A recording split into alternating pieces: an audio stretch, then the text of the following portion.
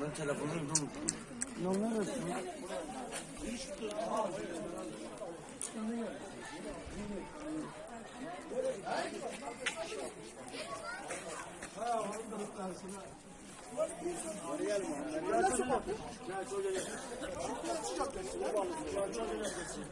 ver telefonu.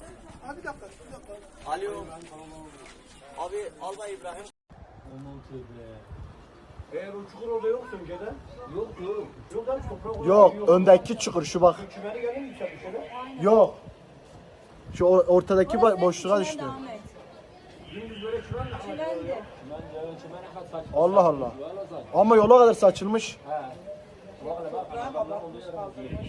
Bak çümenin parçası şu yükseğin yanında bak. Büyük küme bak. Ahmet. Hayırlı olsun 2021 bomba sezonumuz. Ben çok şükür bir dakikadan kurtuldum ya, ona seviniyorum. Ya valla.